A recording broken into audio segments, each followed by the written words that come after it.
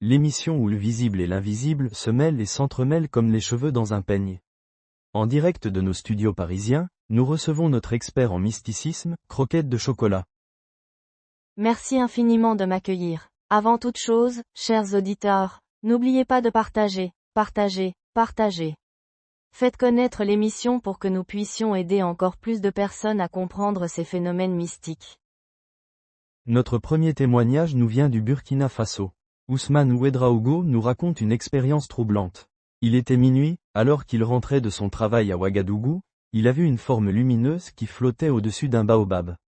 Cette lumière a pris la forme d'une femme âgée qui la fixait pendant plusieurs minutes avant de disparaître. Depuis ce jour, il fait des rêves prémonitoires. Ah, très intéressant. Ce que décrit Ousmane est typique d'une rencontre avec une Kinkirsi, un esprit ancestral protecteur dans la tradition Mossi. La forme lumineuse qui prend l'apparence d'une femme âgée est un signe de bénédiction. Les rêves prémonitoires sont un don qui lui a été accordé. Pour gérer ce don, voici ce que je lui propose. Chaque matin, Ousmane doit allumer une bougie rouge pour honorer cet esprit protecteur, puis méditer avec une pensée claire sur ce qu'il souhaite savoir. Il devra également porter un collier de perles noires pour renforcer sa connexion spirituelle et protéger ses visions. Passons à notre deuxième histoire mystique. Aminata Sawadogo de Bobo-Dioulasso nous écrit qu'elle a vécu quelque chose d'étrange au marché. Alors qu'elle vendait ses légumes, une vieille pièce de monnaie est apparue mystérieusement dans sa caisse.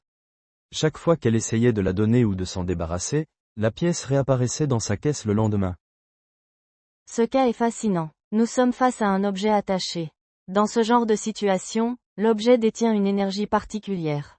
Je recommande à Aminata de placer cette pièce dans un petit sac de coton blanc, d'y ajouter quelques feuilles de basilic, puis de l'enterrer sous un arbre fruitier. Après cela, elle devra prendre un bain de purification avec de l'eau salée pour éloigner l'énergie stagnante. En effectuant cette purification régulièrement, elle retrouvera l'équilibre. Une autre histoire vient de Yaoundé, au Cameroun, où Grace Ngang a vécu une expérience étrange. Lors d'un voyage nocturne en taxi, elle a vu un étrange feu follet dans le rétroviseur, qui semblait la suivre. Elle a ressenti une présence malveillante, et dès qu'elle est descendue du taxi, le feu follet a disparu.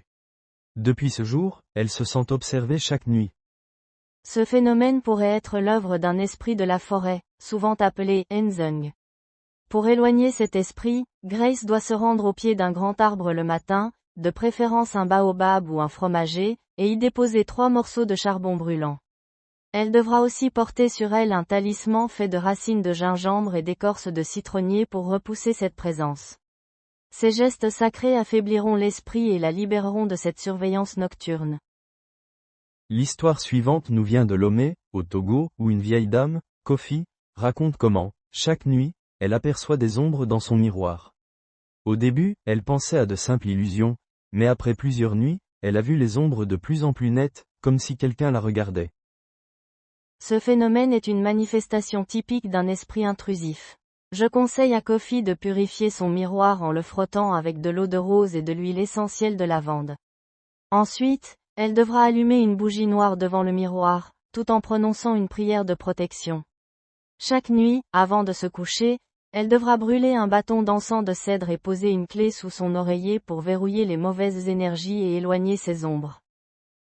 Et enfin, l'histoire de Fatoumata de Bamako, au Mali. Un jour, alors qu'elle allait chercher de l'eau, elle a vu un homme mystérieux lui offrir un bouquet de fleurs. Quand elle a accepté les fleurs, son corps a été pris d'une sensation de lourdeur, et elle est tombée malade presque immédiatement. Elle n'a jamais vu cet homme depuis ce jour-là.